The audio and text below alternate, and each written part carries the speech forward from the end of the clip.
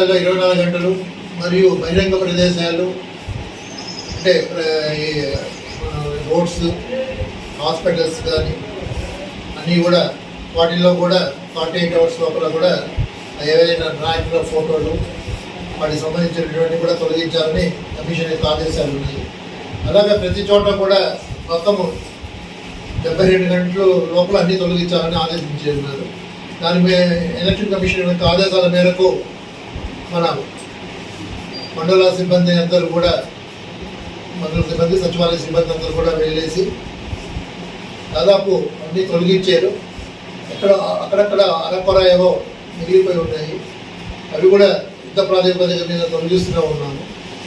అదేవిధంగా మనకు election commission of India cVIGIL app అనేటువంటిది ఒక పబ్లిక్ గ్రీవెన్స్ పోర్టల్ పెట్టారు. యాప్లో ఎనీ సిటిజన్ ఫోటో కానీ, వీడియో ద్వారా కానీ, ఆడియో ద్వారా కానీ కంప్లైంట్ రైజ్ చేయవచ్చు.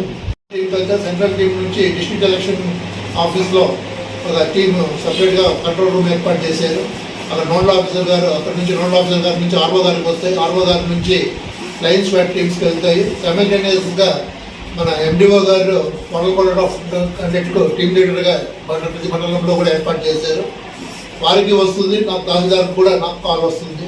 అయితే ఇమేజ్ మీరు ఎవరైతే పెట్టారో అది మాకు షేర్ అవుతుంది. ఇమీడియట్గా మేము రష్ అప్ అవుతాము. అక్కడ నుంచి ఫ్లయింగ్ స్క్వాడ్ వాళ్ళు కూడా వచ్చేసి వాళ్ళు ఇన్వెస్టిగేషన్ చేసి అవన్నీ కూడా క్లియర్ ఆఫ్ చేసేసి 100 నిమిషాల లోపే అవన్నీ కూడా క్లియర్ చేయడం జరుగుతూ ఉంది.